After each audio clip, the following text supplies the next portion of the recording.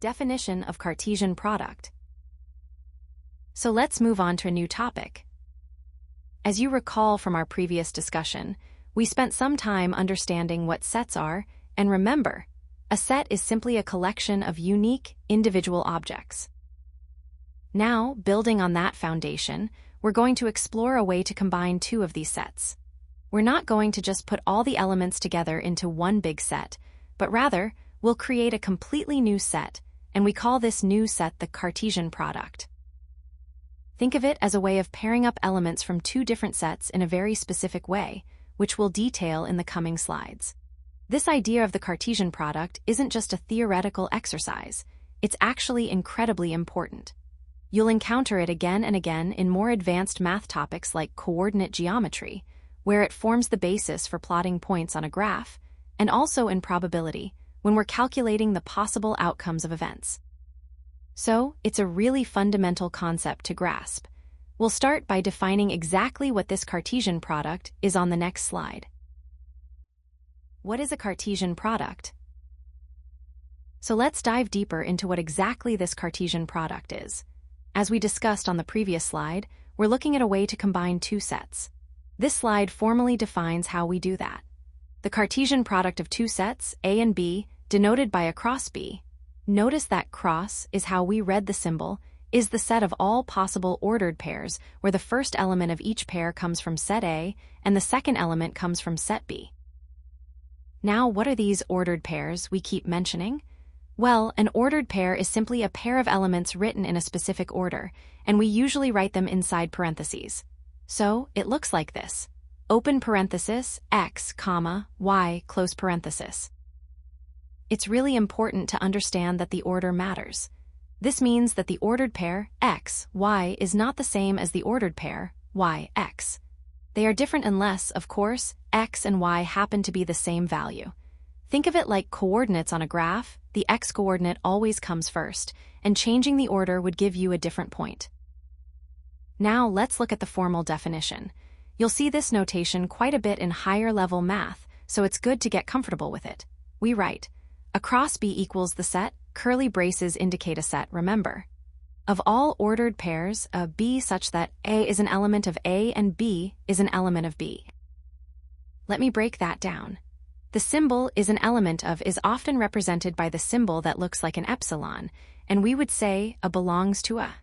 So, reading the whole thing out loud, it means across B is the set of all ordered pairs, a B such that a belongs to A and B belongs to B.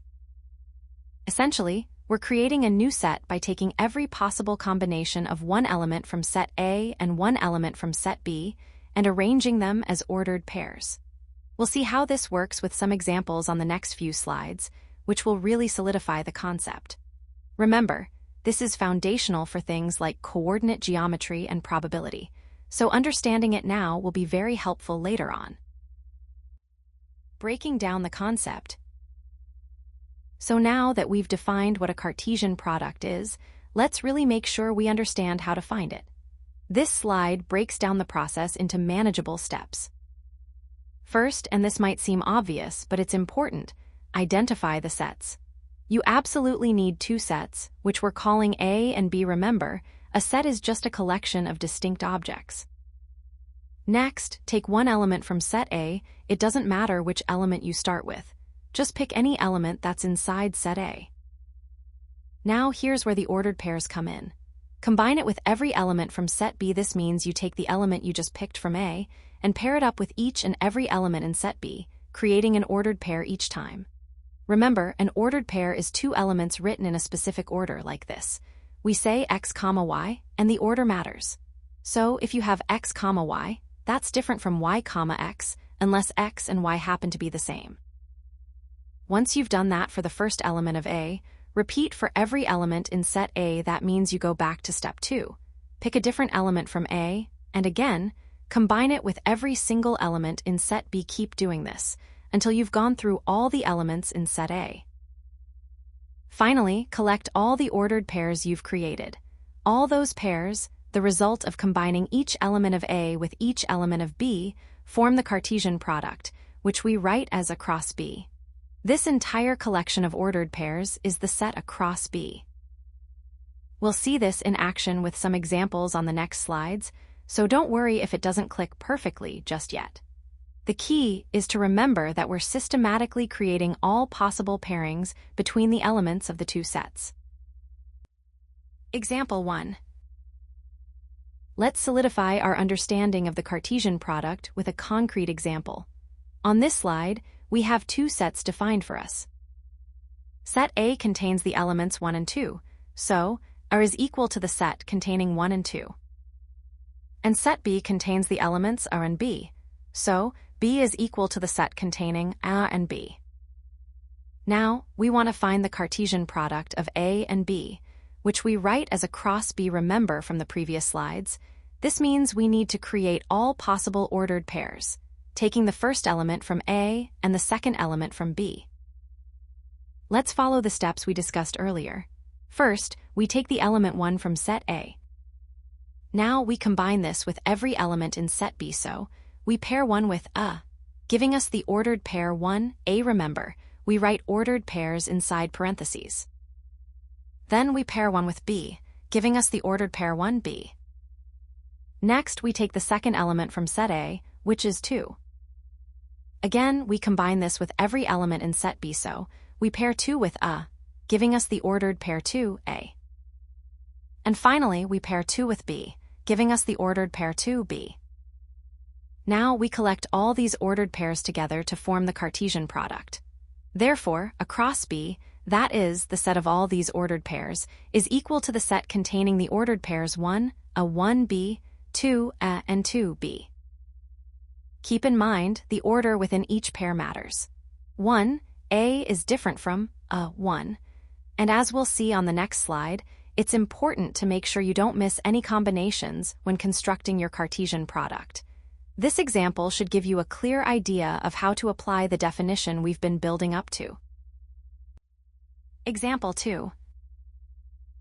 Let's move on to another example to really solidify our understanding of the Cartesian product. As you'll recall from the previous slides, we're building sets of ordered pairs. Now on this slide, we have two new sets defined for us. We have set C$, which contains the elements red and blue. And we have set D$, which contains circle, square, and triangle. Our task, as before, is to find the Cartesian product of these two sets, which is written as C$ cross D$. Remember, the cross symbol simply means we're looking for all possible ordered pairs. Let's follow the steps we outlined earlier. First, we take one element from set C$. Let's start with red. Now, we need to combine red with every element in set D$. So we pair red with circle, giving us the ordered pair red circle. Then we pair red with square, resulting in red square. Finally, we pair red with triangle, giving us red triangle. Now let's move on to the next element in set C$, which is blue. Again, we combine blue with every element in set D$. This gives us blue circle, blue square, and blue triangle. So we've taken each element from set C and paired it with every element from set D$. Now, to complete the Cartesian product, we simply collect all these ordered pairs into a single set. Therefore, C$ cross D$ is equal to the set containing red circle, red square, red triangle, blue circle, blue square, and blue triangle. Notice how many ordered pairs we ended up with. Set C had 2 elements, and set D$ had 3 elements, so the Cartesian product has 2 times 3, or 6 elements. This is a key point we'll revisit on the next slide. The size of the Cartesian product is directly related to the sizes of the original sets. Keep this example in mind as we move forward, as it will help you tackle more complex problems. Key takeaways. Let's recap everything we've learned about the Cartesian product with these key takeaways. First, remember that the Cartesian product of two sets, which we write as a cross B, fundamentally creates ordered pairs. This is the core of what it does. It doesn't just combine the elements themselves, but pairs them up in a specific way. Now, this brings us to a crucial point. The order of elements within each ordered pair absolutely matters. So, if we have an ordered pair B, that is not the same as B, A unless and B happen to be the same element. Think of it like coordinates on a graph. Switching the x and y values changes the location. Let's reiterate what that notation, across B, actually means. It represents the complete set of all possible ordered pairs that you get by taking every single element from set A and pairing it with every single element from set B. We've seen this in our examples, systematically going through each combination. Finally, let's talk about the size of the Cartesian product. We use the term cardinality to refer to the number of elements in a set. If set A has m elements and set B has n elements, then the Cartesian product across B will have m times n elements. We can write this mathematically as the cardinality of across B equals m times n. So, if you know how many elements are in each of your original sets, you can quickly determine how many ordered pairs will be in the resulting Cartesian product without actually having to list them all out. This understanding of cardinality will be particularly useful as we move forward and apply the Cartesian product to more complex problems, like those involving coordinate geometry and probability, which we'll explore in the next section. Make sure you've got a firm grasp on these key takeaways before we proceed. Common mistakes. First, forgetting the order. This is a big one. Remember that when we form an ordered pair like we've been doing, the order of the elements absolutely matters.